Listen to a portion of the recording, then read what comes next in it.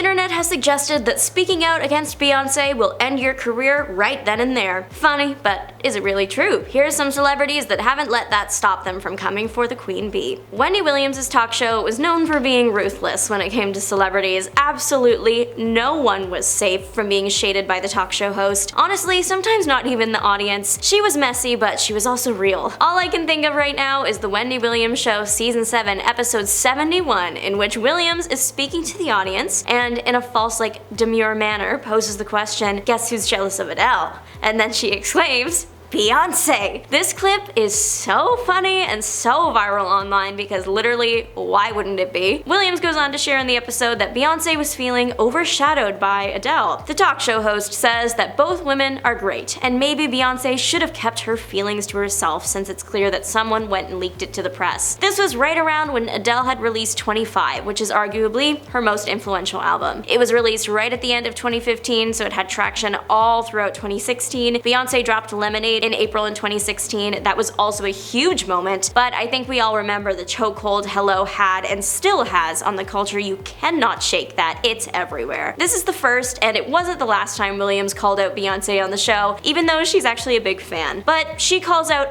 everybody on her show, and it's basically her whole entertaining thing. John Schneider entered the country music scene in the 1980s, but has since established himself in the genre, and he is not happy that someone new is trying out his genre and winning for it. In fact, he compared Beyonce's step into the country world as a dog marking a tree. We all understand what he was going for with this comment, but it was not a perfect way to say it. Schneider was being interviewed on One American News Network, and soon the interview shifted to a controversy of an Oklahoma radio station refusing to play Beyonce's new country music when a fan requested it. Many people on social media began pointing out that Beyonce had done country songs before and was simply revisiting that era. Others said that you just can't gatekeep an entire genre of music. John Schneider did respond to the public criticism at the time, saying that the phrase was just something that he has always used. He has yet to respond to Beyonce's recent Grammy wins, at least that I can find from a comb through his social medias. To wager a guess though, he's probably not ecstatic. Kid Rock is a Beyonce hater through and through. He runs that club. Kid Rock, or Robert James Ritchie, began his career and made it to mainstream media in the rap rock genre, but has taken on more country rock vibes sometimes. The man has gone on record criticizing Beyonce's music and her appearance, saying she doesn't really do much for him. His criticisms came from his 2015 Rolling Stone interview, in which he said he was flabbergasted by Beyonce's level of fame. He felt like Beyonce didn't deserve her fame because she didn't have an iconic track. He said,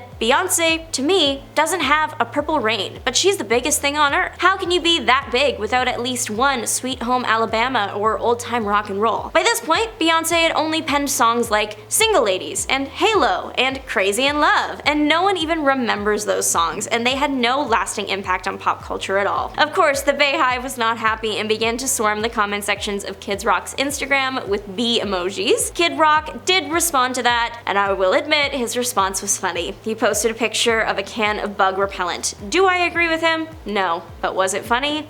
Yes. American R&B singer Keri Hilson is not too fond of the Cowboy Carter writer. In 2009, Keri made headlines when she released a remix of her song, Turning Me On, in which she rewrote the lyrics to the hook in Beyonce's song Irreplaceable. Beyonce's lyrics are, to the left, and the lyrics in Keri's song are, you can dance, she can sing, but she needs to move it to the left, she needs some babies. But it goes further than a song lyric that transports you to the 1950s. In a 2013 interview with Juicy magazine, Keri allegedly refused to hold a magazine with Beyonce featured on the cover. Even if that isn't true, a musical diss is enough to deduce that she's not a fan of Beyonce. Keyshia Cole called out Beyonce on her social media in 2013. This was the year Beyonce released her track Bow Down. In response, Cole tweeted, first, women need to stick together, now it's bees better bow. Shaking my head. Beyonce fans didn't take the call out well and went after Cole. Earlier that year, she had also gone after Michele Williams, Beyonce's former Destiny Child bandmate, but I think Kelly Rowland was at least safe that year. Azealia Banks hinted that another female artist would have been a better pick than Beyonce to release some country tunes. The American rapper originally shared some controversial thoughts on Beyonce after the release of her album Lemonade. Banks tweeted, don't think for a second that Beyonce was intelligent enough to come up with any any of these ideas on her own. Continuing with, she's not an artist, she's a poacher. Banks and Beyoncé had some serious legal issues with one another back in 2014 when Banks released a remix of Beyoncé's song Partition without permission. Bad idea. Beyoncé filed a complaint claim against Banks. It's years later though, and with the release of Beyoncé's country album, Banks has once again weighed in with her musical opinions, saying that she believes Michele should have been the one releasing country music instead. This came from a post on Banks' Instagram story.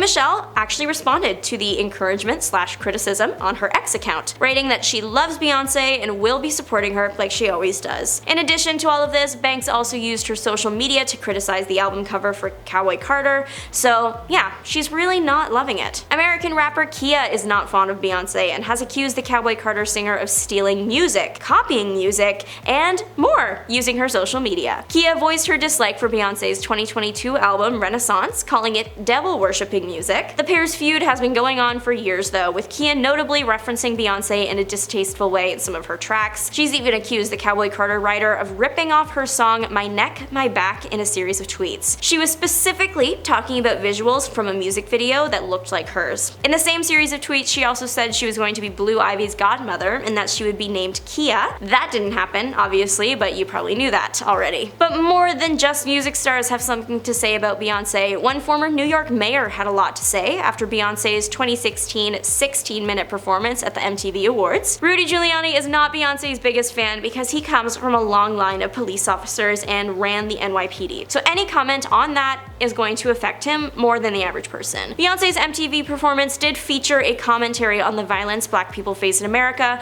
particularly when it comes to run-ins with police. Giuliani was asked about his opinions on the performance, to which he said it was a shame. He shared that instead of the singer bringing awareness to the alleged actions of officers, she should have focused on, in his words, why the police officers are in those neighborhoods, which to him are in response to failing public schools and inadequate economic opportunity. Beyoncé also explored this theme during her halftime performance at the Super Bowl, something Giuliani criticized again, calling the situation outrageous. Beyoncé later clarified that her message isn't anti-police, but more anti-injustice. Etta James has sung some of the most famous songs in the world. Beyoncé has too. Then Beyoncé sang one of Etta James's songs for Barack and Michelle Obama's first dance as president and first lady, and Etta James said that Beyoncé was going to get her whooped. So that escalated quickly, so here's the context and the aftermath. Etta James sang the song At Last. It's very beautiful, it's very famous. The Obamas chose the song for their first dance, but not James to sing it. Instead, Beyoncé was the choice, something that James didn't appreciate. In response to the moment, James said that she couldn't stand the single lady singer, and even went so far as to say Obama wasn't her president. These are some pretty major statements, so she did address it all. She later said that her reaction came from a place of jealousy, and she didn't really mean anything by it. She clarified that she reacted so strongly because she had felt left out. She also clarified that she didn't hate Obama. And finally,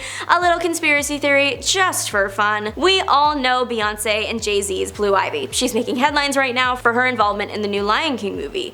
Well, she actually wasn't the first blue in Jay-Z's life. He dated a blue control back before he got serious with Beyoncé. Only things must have ended poorly between them, and here's why. It might seem weird that Blue Ivy and Control share a first name, but people theorize that this is not Jay-Z being hung up on an ex, but something done on purpose. The theory is that it was done on purpose, so anytime someone looks up Blue and Jay-Z, they get their kid and not his ex. Why?